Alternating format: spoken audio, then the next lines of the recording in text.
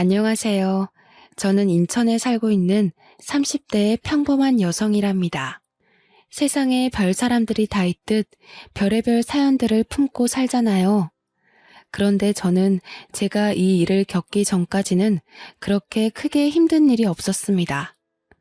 너무 충격적인 일이라 30년 동안 조용했던 삶에 폭탄이 한 번에 떨어진 건가라는 생각이 살며시 들기도 했는데요. 그런 제 사연 다들 한 번만 들어주시길 바랍니다. 전 원래 어려서부터 결혼을 일찍 하고 싶어 했어요.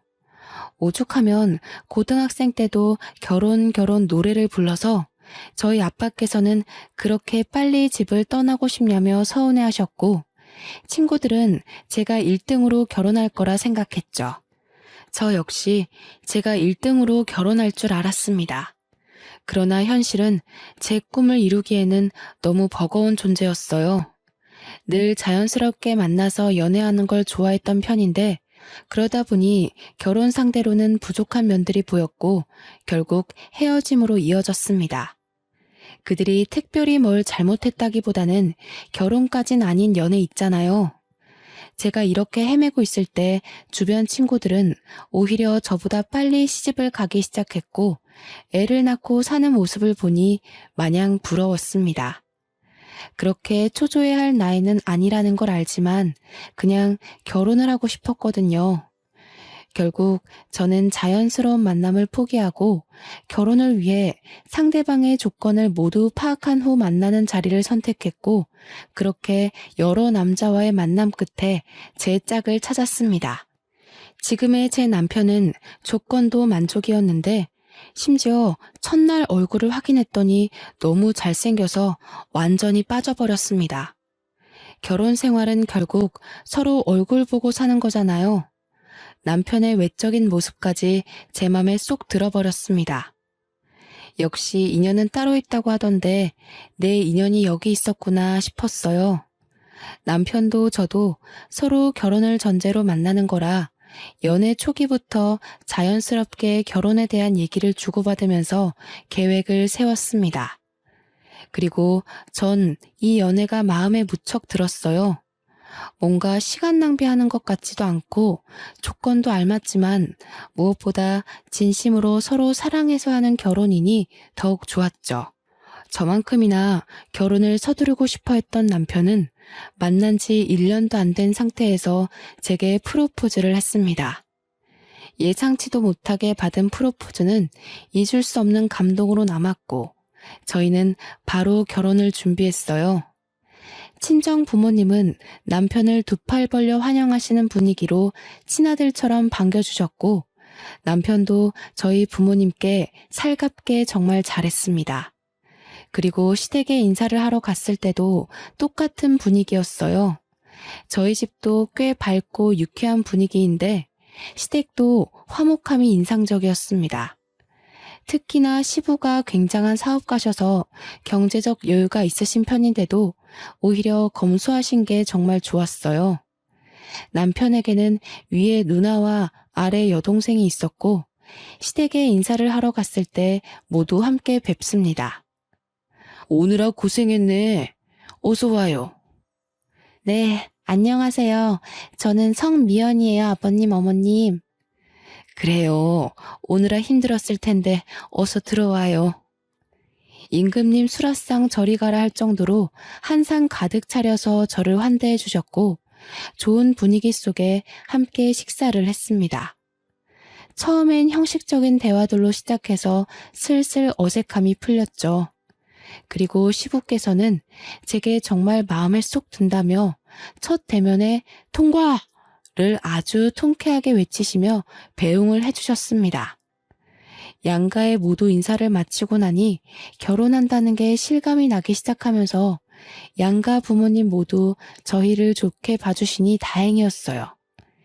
이 얘기를 제 친구들에게 했었는데 몇몇 친구들은 더 살아봐야 안다고 말해주기도 했고, 몇몇 친구들은 시댁 제대로 만난 것 같다면서 부럽다고 하기도 했습니다. 제가 사람 보는 눈이 정확하지는 않지만 느낌상 시댁 잘 만난 것 같다는 생각을 하긴 했어요. 사실상 형님의 신우까지 있으면 조금 쉽지는 않죠. 그러나 제 결혼 생활은 그렇지 않았습니다. 결혼 후에 오히려 형님과 신우랑 따로 만나면서 데이트도 하고 그렇게 잘 지냈어요. 특히 형님은 저를 엄청나게 챙겨주셨습니다. 제가 자기 여동생 같이 느껴진다면서 혹시 살면서 어렵고 힘든 일이 있으면 무조건 형님께 털어놓고 의논하라고 말해주었죠. 마치 제게 친언니라도 생긴 것처럼 의지를 많이 했습니다. 시댁과 저희 신혼집이 차로 40분 정도 거리였고 결혼하신 형님네는 1시간 거리였어요. 그리고 미혼인 신혼애랑은 20분 거리로 가장 가까웠죠.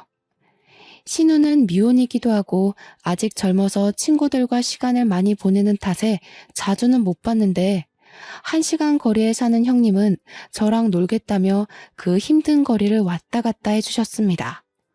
하도 저희 집 쪽으로 자꾸 오셔서 이번에는 제가 가겠다고 하면 절대 안 된다고 막으셨거든요. 그래서 정작 저는 형님네 동네에 못 가봤습니다.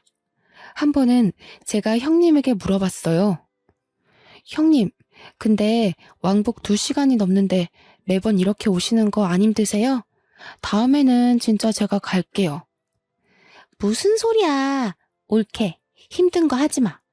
나는 운전하는 것도 좋아하고 그래서 상관없는데 옳게는 여리여리한 게 꼭 힘든 일 하면 쓰러지게 생겼잖아.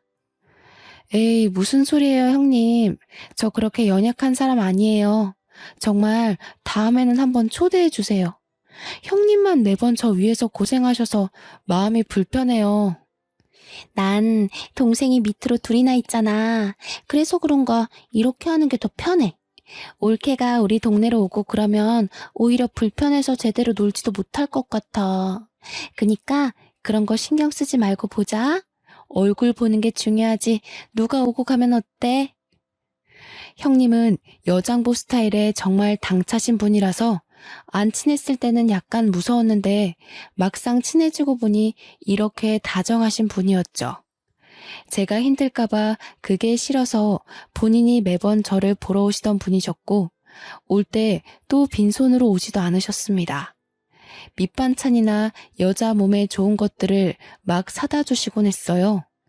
형님이랑 친해지면서 속마음도 들어볼 수 있었는데 제게 넌지시 말을 하더라고요. 옳게. 우리 부부 벌써 결혼 7년 차인가? 그런데 왜 애가 없는지 안 궁금했어? 그런 걸 뭘 궁금해요. 요즘 딩크 부부도 많고 부부 사생활인데 뭐하러 물어요, 형님.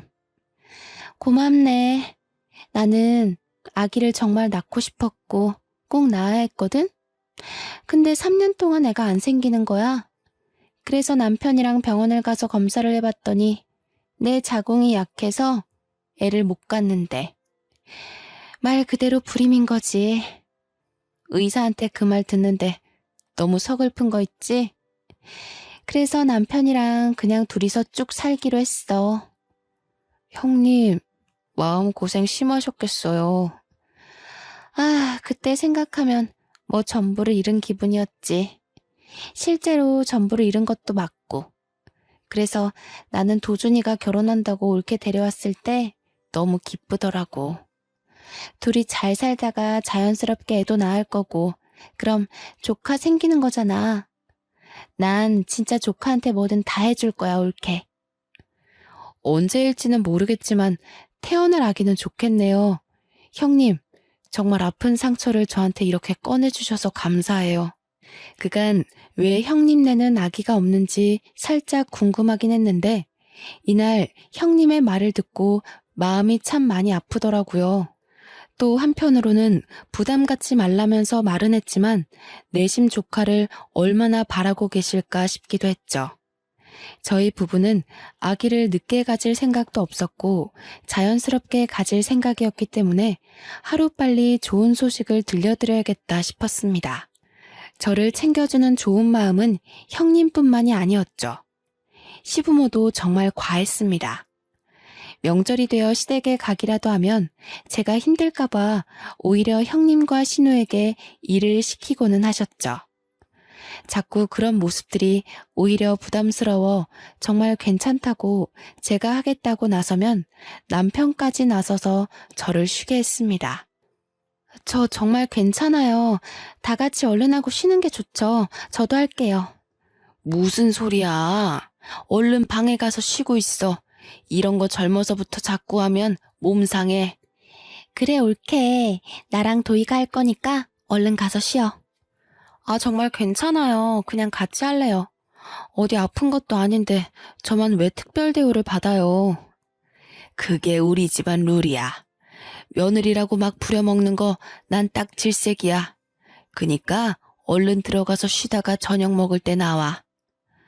상상도 해본 적 없는 시댁에서의 풍경이었습니다. 제 지인들만 해도 명절날이로 명절만 지내고 오면 끙끙 앓고는 했는데 전 오히려 너무 심심했죠. 과할 정도로 저를 아껴주고 챙겨주는 시댁 식구들 덕분에 좋기도 하지만 한편으로는 부담스럽기도 했습니다. 저를 과하게 챙겨주셨던 분들이지만 약간 이상한 부분은 있었어요. 형님은 제가 몸에 해로운 것이라도 하려고 하면 완전 태도가 돌변하셨습니다. 평소에 보지 못한 모습을 보이며 정색을 하더라고요. 형님과 데이트를 하다 가볍게 맥주 한 잔을 먹으려고 한 적이 있었죠. 그런데 형님은 갑자기 정색하면서 저를 말렸습니다. 옳게, 지금 술 마시려는 거야? 치킨을 먹는데 맥주를 안 마셔요? 전 당연히 맥주 한 잔 하는 줄 알았죠. 형님 드시기 싫으시면 음료수 드세요. 저는 시원하게 맥주 마시려고요. 무슨 소리야, 옳게. 내가 맥주를 마시고 옳게는 음료수를 마셔야지. 아직 아기도 안 낳은 사람이 몸 관리 안 하는 거야?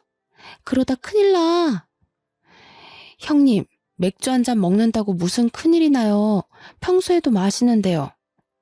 평소에도 마신다고? 그러지 마, 옳게. 몸 관리는 똑바로 해야 해. 그러다 나처럼 애 못 가지면 정말 어쩌려고 그래. 그걸 원하는 거야? 네? 그건 아니지만. 형님, 혹시 화나신 거예요? 나 지금 화났거든? 몸 관리 좀 잘해줘. 다 큰 성인이 맥주 한 잔을 마신다고 화를 내는 걸 보고 황당했습니다. 제가 임신 중에 마시는 것도 아니고 심지어 임신 준비를 하고 있는 것도 아닌데 너무 과하지 않나 싶었죠. 이때부터 형님의 행동을 유심히 보게 되었어요. 그렇게 유심히 보니까 형님이 제게 과하게 막는 것들이 있다는 걸 알았죠. 너무 자극적인 음식이나 건강에 해로운 음식들은 절대 먹지 못하게 했고 형님이 해다주는 반찬이나 먹자고 하는 음식들은 전부 산모에게 좋은 음식이나 여자에게 좋은 음식이었습니다. 물론 가볍게 생각하면 임신을 생각하고 있는 저를 위해서 노력해 주신다고 생각할 수 있지만 결코 가볍게 생각할 수 있는 문제가 아니었죠. 왜냐면 시모도 가만히 있는데 왜 형님이 나서서 임신 압박을 은근히 주는 건지 모르겠더라고요. 이게 말로만 듣던 임신 압박이구나를 내심 깨닫게 되었습니다. 평소에는 천사 모습을 한 형님이셨지만 저렇게 제가 본인의 뜻에 어긋난다 싶으면 완전히 정색한 호랑이로 돌변하고는 했죠. 그런 모습들이 점점 불편해지기 시작할 때쯤 아니나 다를까 형님은 대놓고 제게 물어봤습니다. 옳게, 그나저나 아직 소식은 없는 거야? 네? 어떤 소식이요? 어떤 소식이냐니. 당연히 임신이지. 아, 네, 아직 없죠. 왜 아직 없어? 한참 불타오를 신혼인데. 아직 없으면 문제 있는 거 아니야? 그런데 그렇게 천하태평하게 있는 거야? 형님, 저희 결혼한 지 이제 2달 조금 넘었어요. 아직 걱정할 정도는 아니잖아요. 무슨 소리를 하는 거야. 젊은 사람들은 혼전 임신에 허니문 베이비로 바로 임신하는 마당에. 가만 보면 옳게는 너무 안일하게 생각하는 것 같아. 그런 게 아니라 아직 그렇게 급하지가 않아요. 이 사람도 그렇고 저도 그렇고. 그건 옳게 생각 아니야? 옳게가 자꾸 그렇게 생각하고 말하니까 정작 도준이는 그런 마음이 아니어도 말 못하는 거 아니냐고. 형님, 그런데 왜 화를 내세요? 제가 뭘 잘못한 건가요? 임신을 하는 건 저희 부부가 선택할 일이고 저희끼리 알아서 하겠다고 분명 말씀드렸는데 매번 왜 그러세요? 저 형님이 자꾸 이러시는 거 너무 불편해요. 옳게. 불편이고 뭐고 지금 그게 중요한 게 아니야. 내일 나랑 어디 좀 가자. 오후에 시간 꼭 비워도. 형님은 제게 임신을 아직도 안 했다며 대놓고 화를 내셨어요. 과연 이게 맞는 상황인가 싶었습니다. 저는 이날 집으로 돌아와서 아무리 생각을 해봐도 형님의 태도를 이해하긴 어려웠고 남편에게 전부 솔직하게 말했어요. 여보, 형님이 자꾸 나한테 임신하라고 압박을 줘. 한두 번도 아니고 술 마시면 몸 관리 안 한다고 뭐라고 하고 조금 매운 거 먹어도 뭐라고 하시는데 처음에는 그러려니 했거든? 근데 이게 계속 쌓이고 쌓여서 이상하다 싶었는데 오늘은 대놓고 화를 내더라니까? 대체 형님 왜 그러셔? 당신이 이해 좀 해줘. 그래도 누나가 당신 끔찍하게 생각하고 챙겨주잖아. 누나는 애를 엄청 원했는데 불임으로 애 못 나온 거 알잖아. 그러니 조카가 보고 싶겠지. 그 과한 마음이 당신을 힘들게 했나 보다. 혹시라도 너무 과하면 말해줘. 내가 자제시킬 테니까. 나도 그렇게 생각하고 이해하려고 한 건데 도가 지나치잖아. 내가 임신을 언제 하든 솔직히 형님이 신경 쓰실 부분은 아니잖아. 어머님, 아버님도 가만히 계시는데 형님이 왜 그러셔? 그렇지, 맞지. 누나가 조금 과했네. 당신이 이해 좀 해줘. 남편에게 말했지만 돌아오는 대답은 이해를 해달라 뿐이었습니다. 솔직히 저도 형님이 불임이라는 말을 듣고 조카를 원해서 그렇겠다고 생각을 하면서 이해하려고 노력을 많이 했었죠. 하지만 저렇게 대놓고 화까지 내는 걸 누가 쉽게 이해하겠어요. 기분이 너무 나빴지만 꾹 누르고 다음 날이 되었습니다. 형님은 이날 제게 어딘가를 가자고 했지만 솔직히 가기 싫었어요. 가기 싫어서 빈둥빈둥하고 있는데 아주 칼같이 저를 데리러 왔고 어디 가는지도 모르고 우선 차에 탔습니다. 제가 차에 타서도 내내 어디 가는 거냐고 물었는데 대답을 안 해주는 거예요. 자꾸 말을 돌리고 회피하는 게 느껴져서 뭔가 이상하다고 싶었습니다. 그렇게 한 상가 건물 지하 주차장을 들어가는데 그 건물은 병원 건물이었죠. 얼핏 산부인과를 본 것 같아서 제가 혹시나 하는 마음에 차에서 내리지 않고 물어봤습니다. 형님, 설마 지금 산부인과 가는 거예요? 어? 산부인과 가는 거 맞는데? 여기가 내 지인이 의사야. 그래서 잘해줄 거야. 걱정하지 말고 얼른 가보자. 자연 임신이 어려운 거면 빨리 시험관이든 뭐든 해야지. 그렇게 넋 놓고 있을 때가 아니거든. 형님, 정말 뭐 하시는 거예요? 저랑 의논도 안 하시고 병원을 데려오세요. 지금 이거 너무 선 넘는 행동인 거 아시죠? 정말 많이 참으려고 노력하고 있는데 오늘은 도저히 못 참겠네요. 검사를 받더라도 제가 알아서 받을 거니까 제발 저희 부부 일에 신경 좀 꺼주실래요? 가긴 어디를 가. 여기까지 왔으면 검사라도 하고 가라니까. 검사하는 게 뭐 어려운 것도 아닌데 대체 왜 그래 어린애처럼. 제가 지금 검사하는 게 어려워서 이래요? 형님 행동하시는 게 기분 나쁘니까 그렇죠. 저는 형님이 잘 챙겨주셔서 진심으로 좋고 감사했는데 아무래도 적당히 선을 두고 보는 게 좋겠네요. 당분간은 따로 찾아오지 말아주세요. 전 그렇게 차에서 내렸고 저를 부르는 형님을 무시한 채 가버렸습니다. 집으로 오는 길 내내 아무리 생각해도 너무 화가 나는 거예요. 막말로 형님이 뭔데 저렇게까지 설치는지 모르겠고 불편하다 못해 오만정이 다 떨어졌습니다. 남편이 퇴근해서 돌아올 때까지 전 기다렸다가 남편에게도 말했어요. 나 오늘 형님 손에 이끌려서 강제로 산부인과 가서 검사 받을 뻔했어. 나한테 한마디 상의도 없이 병원까지 갔다고. 내가 대체 어디까지 이해를 해줘야 하는데? 말 좀 해봐. 아, 정말이야? 누나가 너무 심했네. 내가 누나한테 그러지 말라고 말할게. 그러지 말라고 말하는 게 아니라 대체 왜 그러냐고 좀 물어봐. 나도 궁금해 죽겠으니까. 어머님, 아버님도 나한테 임신 강요를 안 하시는데 왜 형님이 저렇게 계속 스트레스를 주는 건데? 그리고 어디 한번 물어보자. 당신도 사실 아기를 빨리 원하는데 나 때문에 말 못하고 있다는 게 맞아? 어?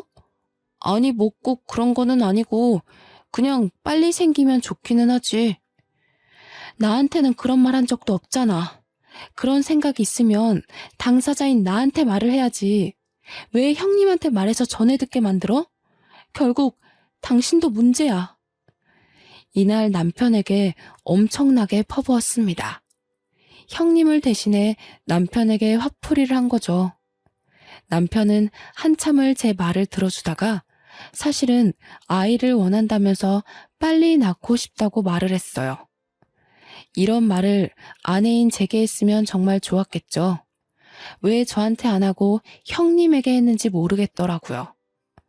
전날 남편이 형님에게 연락해서 앞으로 제게 임신에 대한 압박을 주지 말라고 말하는 걸 얼핏 들었지만 모른 척 했습니다. 이후 형님은 정말 미안하다고 연락이 몇 통 왔었어요. 조카를 너무 원했는데 아무래도 본인의 방식이 잘못이었다며 사과를 한다고 했죠. 우선 사과를 받아줄 거지만 적당히 거리를 뒀으면 좋겠다고는 말했습니다. 예전처럼 너무 자주 만나는 건 원치 않는다고 말했어요. 이 말을 잘 포장해서 돌려서 말을 했고 형님도 알겠다고 하셨죠. 이미 제대로 정이 떨어졌고 불쾌함을 너무 느낀 상황이라 예전 사이로는 절대 돌아갈 수 없다고 생각했습니다. 또 형님의 진짜 모습을 봐버려서 그런가 더욱 예전처럼 지내기 싫었어요. 형님이 보고 싶든 보기 싫든 시댁에 가야 하는 명절은 돌아오고 형님이 싸운 후 처음 맞이하는 명절이 되어 시댁에 갔습니다. 여전히 저를 공주 대접해 주셨지만 이제는 제가 완강하게 나서서 일 꼭 하겠다고 그렇게 하지 마시라고 불편하다고 했죠. 그런 제 모습에 오히려 시댁 식구들이 다 놀랐지만 괜히 꼬투리 잡힐 일은 하지 않는 게 좋겠다고 생각했습니다. 그렇게 전도 붙이고 음식을 만들다가 옷에 계란물을 흘려서 갈아입으려고 방에 갔죠. 저희 시댁이 2층 집이고 저희가 가면 2층을 사용해요. 옷을 갈아입고 2층에서 1층으로 내려오는데 1층에서 형님과 남편 그리고 신우가 다투는 소리가 들렸습니다. 시모와 시부는 방에 들어가서 쉬고 계셨거든요. 저는 뭔가 직감적으로 이건 꼭 내가 들어야 한다고 생각을 해서 엿듣기 시작했죠. 그럼 이게 다 나 때문이라는 거야? 애초에 이건 도준이 네 탓이지. 결혼한 지가 언젠데 아직도 애 한 명을 못 만들어? 너 바보냐? 어디 부족해? 그만들 좀 해. 다 들리겠다고. 엄마 아빠도 그렇고 새언니도 들으면 어쩌려고 그래 정말? 어련히 알아서 할 건데 누나가 설쳐서 이 꼴 난 거를 왜 인정을 안 해? 웃기지 마. 그게 뭐가 그렇게 어렵다고 너는 여태 몇 년 동안 그거 하나를 못하냐고. 언제까지 내가 이러고 있어야 하는데 나는 뭐 좋아서 이러고 있냐고. 아, 그럼 빠지던가. 원래 아들인 나한테만 주는 건데 불쌍해서 끼워줬더니 말이 많아. 내가 경고하는데 누나 설치지 마. 한 번만 더 설쳐서 일 키우면 누나는 국물도 없어. 아, 그만들 좀 하라고. 기다려봐. 내가 망보고 올게. 딱 봐도 내용이 이상한 대화였고 신우가 망을 보고 온다는 말에 전 다시 계단을 올라갔습니다. 그리고 자연스럽게 내려오는 척 했어요. 마주친 신우에게는 뭐 가지러 가냐고 물었고 저를 보고 깜짝 놀란 신우는 어색하게 그렇다며 올라갔습니다. 내려와서 아무렇지 않게 음식을 하는데 아무리 생각해도 저 대화에 대해 너무 물어보고 싶었죠.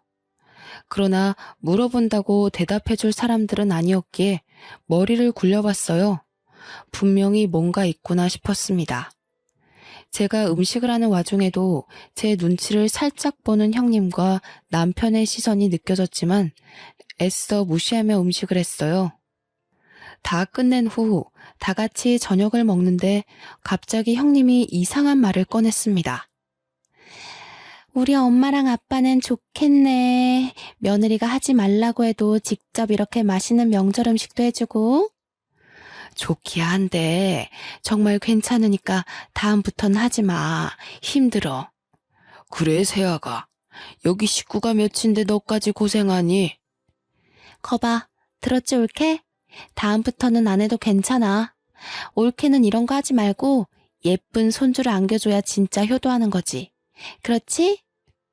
아유, 그럼 바랄 것도 없지. 내가 지금 이 나이에도 아직 버티고 있는 이유가 태어날 손주한테 한 푼이라도 더 주려고 그러는 건데. 그러게, 생각해보니 너희는 여태 소식이 없니? 병원은 가본 거야? 몸에 문제 있는 거 아니야? 아, 저희 아직 젊고 병원까지는 안 가봤어요. 조금 더 노력해보고 그래도 안 생기면 같이 병원 가볼게요. 젊다고 생각할 문제가 아니야, 세아가. 요즘 식습관에 환경 문제까지 겹쳐서 젊은 아가씨들도 불임이 얼마나 많은데 그걸 가볍게 생각하고 있었어? 조금 실망인데. 하루빨리 병원 가서 결과 알려주도록 해. 내가 다른 건 다 세아가 너 편하게 해주지만 이 문제는 쉽게 넘어갈 게 아니야. 네, 알겠습니다. 딱 봐도 병원 가서 검사시키려는 형님의 속셈이 보였죠. 대화 내용도 그렇고 저렇게까지 해서 저를 병원에 데려가는 모습도 그렇고 아무래도 뭔가 있다는 생각을 떨쳐낼 수가 없었습니다. 저는 명절이 끝나면 신우를 찾아가기로 생각했어요. 신우는 형님과는 다르게 소극적이고 성격도 굉장히 착했습니다. 그래서 분명 계속 파고들면서 물어보면 대답을 할 수밖에 없을 거라 생각했어요. 남편에게도 티내지 않고 신우에게 오랜만에 데이트하자며 연락했습니다. 혹여나 이걸 형님이나 남편에게 말할까봐 신우네 집 근처에 볼 일이 있어서 왔다면서 아주 자연스레 밑밥을 깔았어요. 그리고 신우는 의심 없이 반갑게 저를 만나러 나왔죠. 신우와 저녁을 맛있게 먹고 조용한 카페를 찾아가서 대화를 나눴습니다. 솔직하게 뭐냐고 물어볼까 아니면 은근슬쩍 알고 있는 척 물어볼까 엄청 고민했어요. 신우 성격상 제가 뭘 알고 있어야 스스로 실토할 것 같아서 아는 척 연기를 시작했습니다. 아가씨, 나는 우리 식구들 다 진심으로 아주 좋았는데 어머님 아버님 빼고는 나한테 다들 진심이 아니었더라? 아가씨도 그렇고 그래서 너무 속상하던데? 네? 언니 그게 무슨 말이에요 갑자기? 뭐든 꼬리가 길면 다 걸리는 법이거든. 셋이서 작정하고 나 하나 바보 만들면 끝까지 내가 모를 거라고 생각한 거야? 그나마 내가 오늘 아가씨를 만나러 온 이유는 앞길이 아직 창창하고 젊으니까 기회를 주려고 온 거야. 나한테 모든 걸 자백하면 선처해줄 의향이 있어. 그렇지만 조금이라도 다르게 말하면 오빠랑 형님처럼 똑같이 처벌받게 할 거야. 네? 그게 처벌할 수 있다고요? 아닌데. 그럴 리가 없는데. 나 시간 없어. 선택해서 얼른 말해. 새언니, 정말 미안해요. 저도 언니 볼 때마다 너무 죄책감 느꼈는데 이미 약속은 해서 어쩔 수 없었어요. 지금이라도 뭐든 다 할 테니까 제발 처벌은 하지 말아주세요. 저 아직 시집도 못 갔는데 제발요. 울며 불며 신우이가 말한 내용은 충격 그 자체였습니다.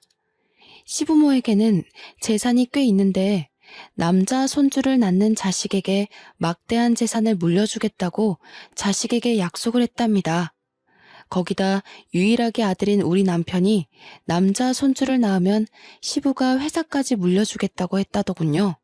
그런데 시부 연세가 꽤 있으셔서 하루빨리 회사를 누군가 물려받아야 했고 정 자식들에게 소식이 없으면 전문 경영인에게 넘기겠다고 했다네요.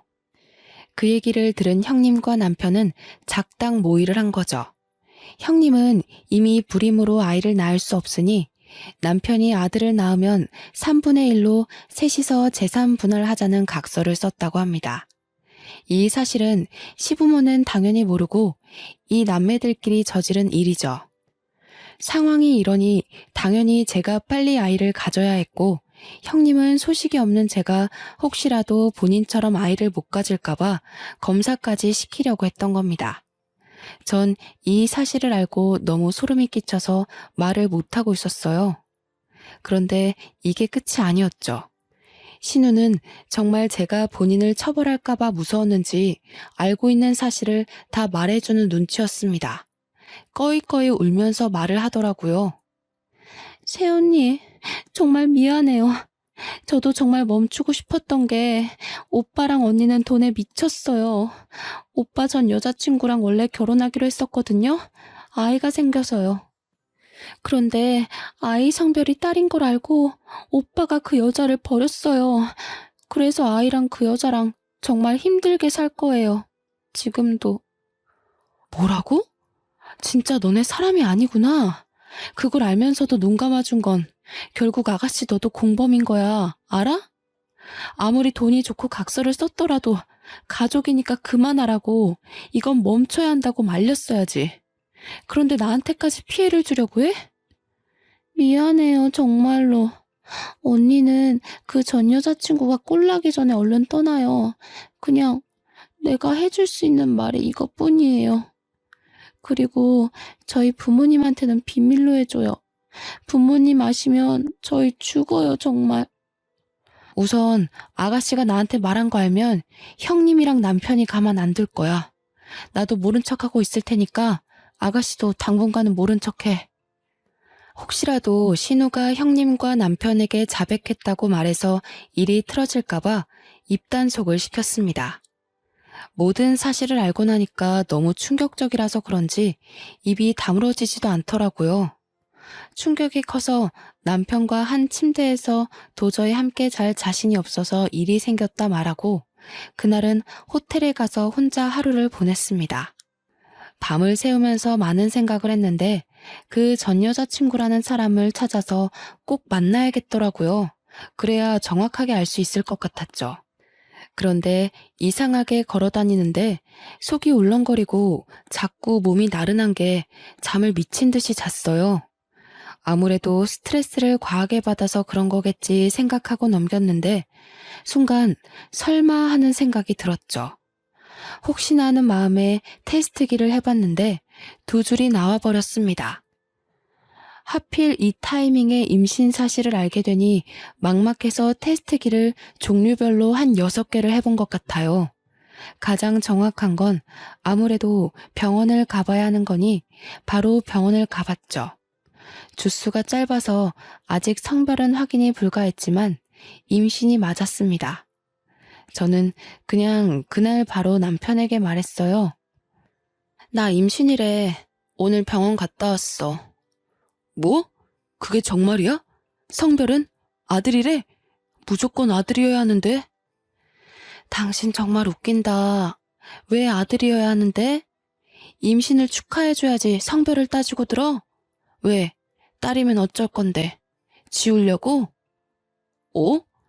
에이, 왜 그래? 당신 임신했다고 벌써 예민한 거야? 무조건 아들을 낳아야지. 내 아빠 말 못 들었어? 아들이 태어나야 딱 물려받을 거 다 받고 그러지. 자기 전에 하늘에 빌고 또 빌어야겠다. 무조건 아들. 제발. 딸이면 어쩔 건데? 딸이면 솔직히 난 낳기 싫어.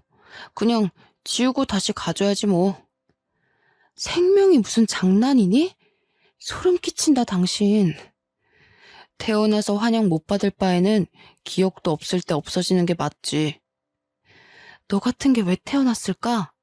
너희 남매 재산 분할 때문에 아들 낳아줄 여자가 필요하다며? 다 필요 없고 소름 끼치니까 당분간 떨어져서 지내자. 생각할 시간이 필요해. 뭐? 그거야 맞는 말이긴 하지만 그렇다고 해서 당신한테 피해를 준 건 아니잖아. 아, 우선 아직 성별도 모르니까 그래, 떨어져 지내면서 편하게 있어. 내가 안 보일 테니까. 그치만 꼭 몸 조심해야 돼.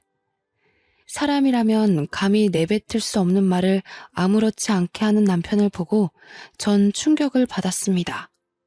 별거를 하자고 말했지만 남편은 별거고 뭐고 귀에 들리지도 않았고 기뻐서 날뛰더라고요. 아직 성별을 모르니 성별이 판별될 때까지는 나가 있어 주겠다는 말을 하는데 저게 사람인가 싶었습니다. 전 이미 모든 마음의 결정은 했고 이혼 준비를 바로 시작했어요. 이어 미혼모로 사는 남편의 전 여자친구를 찾기 위해 흥신소의 도움을 받았습니다. 흥신소의 도움을 받았더니 생각보다 빨리 찾게 되었고 제 생각보다 그 여자는 너무 힘겹게 살고 있었습니다. 같은 여자로서 너무 안타까웠습니다. 제가 먼저 연락드리니 저보다 남편에게 복수하려고 이를 갈고 있더군요. 안녕하세요. 저 전화드린 성미연이에요. 네네. 집이 허름하죠. 우선 앉으시고 정말 찾아와줘서 고마워요. 그 자식 그쪽한테도 그렇게 했어요? 저랑 우리 딸 버리듯 그렇게 한 거예요? 그러려고 하고 있는 것 같아요. 저는 아직 초기라 성별을 모르거든요. 근데 아들이 아니면 지울 거라네요. 그 자식 사람 아니에요. 지가 결혼하자고 매달리고 또 매달리고 원치도 않는 임신까지 시켜놓고서 딸인 거 알자마자 처참하게 버리더라고요. 저는 그때 너무 어렸고 심지어 그 자식 때문에 부모님이랑도 연을 끊어서 갈 곳도 없었는데 정말 딸아이랑 둘이 얼마나 힘들게 살았는지 몰라요. 당장이라도 멱살 잡고 싶지만 먹고 사는 게 힘들어서 복수는 꿈도 못 꾸고 살았어요. 제가 도와드릴게요. 우리 그 복수 같이 해요. 저도 그 자식 가만 안 둘 거거든요. 그 여자의 말을 들어보니 마지막 순간까지도 남편한테 매달렸다고 합니다. 그렇지만 남편은 다른 여자가 생겼다면서 넌 이제 필요 없다고 아주 매몰차게 거부를 했다고 해요. 결국 딸을 가진 여자니까 버린 거고 재산에 눈이 멀어버린 괴물 같은 놈인 거죠. 저는 전 여자친구와 함께 복수를 시원하게 하고 끝내기로 마음먹었습니다. 다만 안정기가 될 때까지 기다렸어요. 그 기간 동안 따로 나가 살 집을 구했고 그곳으로 제 짐을 옮겨서 이사하고 있었습니다. 별거 중이라 집에 오지 않던 남편은 이 사실을 전혀 몰랐죠. 이혼을 준비하고 있다는 사실도 모르고 천하태평하게 지내는 남편이 웃겼습니다. 그리고 안정기에 접어들면서 성별이 아들이라는 것을 알게 되었어요. 저는 남편에게 성별이 아들이라고 메시지를 보내자마자 미친 듯이 전화가 왔죠. 여보, 세상에 아들이 맞아? 사실이야? 고생했어. 역시 우리 여보는 해낼 줄 알았어. 내가 정말 사랑하는 거 알지? 뭐 갖고 싶어? 내가 다 사줄게. 그러나 전 간결하게 딱 한마디만 하고 끊었습니다. 웃기시네. 나 너랑 이혼할 거야. 입 다물고 너희 부모님 집 앞으로 와. 아마 빨리 오는 게 좋을 거다. 남편이 버린 전 여친과 함께 시댁으로 쳐들어갔습니다. 시댁에 도착했을 때는 이미 형님과 신우 그리고 시부모가 있었고 전 여자친구를 보자마자 형님과 신우는 사색이 되었죠. 영문을 모르는 시부모에게는 제가 친절하게 설명을 해드렸습니다. 어머님, 아버님, 당신 자식들이 얼마나 괴물인 줄 아세요? 재산 그거 물려받겠다고 자기들끼리 각서까지 썼다네요. 제 남편이 아들 낳으면 3분의 1에서 나눠 갖기로요. 그리고 여기 있는 이 여자분은 저랑 만나기 전에 이미 남편의 딸을 낳으신 분이에요. 그런데 남편이 아들이 아니라 딸을 낳았다면서 이 여자분을 버렸다네요? 뭐라고? 그게 사실이니? 네, 제가 산 증인이죠. 제 딸아이가 벌써 5살이에요. 그 세월을 얼마나 피눈물 흘리면서 살았는 줄 아세요? 아무리 돈이 좋다고 해도 그렇지. 어떻게 그럴 수 있냐고 어떡해. 그 나쁜 자식 때문에 나랑 내 새끼는 매일 피눈물 흘리면서 살았는데 아직도 이러고 살고 있네요. 당신 아들은 돈에 미쳤다고요. 저한테 형님은 그러셨죠. 애 빨리 낳으라고 압박 주셨고 술도 한 모금 못 마시게 하고 마치 겉으로는 저를 무척 아끼는 척하면서 사실은 애 빨리 갖게 하려고 참 애 많이 쓰셨죠. 그런데 어머님 아버님, 이 사람이 저 임신했다는 말 하자마자 뭐라 한 줄 아세요? 아들 아니면 지우고 다시 갖자던데요. 딸이면 낳을 필요가 없다고요. 그래서 저 이혼할 거예요. 제 말이 끝나자마자 시모는 뒷목 잡고 쓰러졌고 뒤늦게 도착한 남편은 전 여자친구를 보자마자 막 쫓아내려고 했습니다. 그걸 제가 말리고 있는데 시부가 남편의 멱살을 잡고 확 끌어서 뺨을 때리며 말했어요. 정신 차려. 네가 사람이냐? 내가 그런 뜻으로 너희한테 말한 줄 알아? 나는 괴물 새끼들한테는 돈 한 푼 줄 수 없다. 당장 내 집에서 나가! 이 말을 들은 남편은 저 때문에 모든 게 망했다면서 제 뺨을 때리더라고요. 그래서 저도 어이가 없어서 급소를 확 발로 차주면서 말했죠. 웃기고 있네. 야, 너 같은 건 씨 뿌릴 자격도 없어. 넌 죽을 때까지 절대 뿌리고 다니지 마. 여자들이 너무 아까우니까. 그러고 시댁을 나섰습니다. 몇 달 동안 남편과 이미 별거 중이었고 시댁 소식은 들을 길이 없었는데 그나마 신우가 먼저 연락해서 술술 말해주더군요. 전 남편은 집에서도 쫓겨나고 시아버님은 충격에 전문 경영인을 구하기로 했다네요. 너무 통쾌하더라고요. 웃긴 건 시부의 모든 경제적 지원이 끊겨버린 남편은 제게 다시 시작하자며 매달리기 시작했습니다. 제 뱃속에 아들이 있으니 다시 시부모님을 설득해서 자기가 회사만 물려받으면 모든 게 끝난다고요. 그 말을 듣는데 참 어이가 없었죠. 저는 완벽하게 무시하고 아예 연락을 차단해버렸습니다. 1년 전 잘생긴 아들을 출산하고 지금은 친정 부모님의 도움을 받으며 잘 키우고 있어요. 아이가 태어나자마자 시부모님이 조심스럽게 저한테 연락을 하셨어요. 본인 아들은 버렸지만 귀여운 손주 얼굴은 꼭 보고 싶다고 하면서요. 그 마음이 이해가 안 되는 건 아니었기에 지금은 전 시부모님과는 왕래하며 아들 얼굴도 보여주고 있어요. 아버님은 우리 아들이 커서 경영에 관심 있다고 하면 언제든 회사를 물려준다고 장난처럼 말씀하시더라고요. 저는 돈에 눈이 멀었던 전 남편과는 다른 사람이기에 그런 농담 하시지 말라고 하셨습니다. 지금은 아들 키우는 재미로 살고 있어요. 어찌나 하루하루 쑥쑥 크는지 한시라도 눈을 뗄 수가 없을 정도로 귀엽더라고요. 아, 그리고 남편의 전 여친분도 시부모님이 책임지고 좋은 집으로 이사도 해주셨고 모자란 생활비도 지원해 주신다고 그러더군요.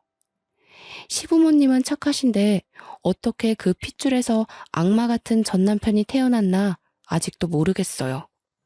그래서 저는 아들을 키우면서 돈이 전부가 아니라는 것을 제대로 가르쳐 줄 생각입니다. 제 사연을 읽어주신 분들도 모두 행복하시길 바라며 마무리할게요.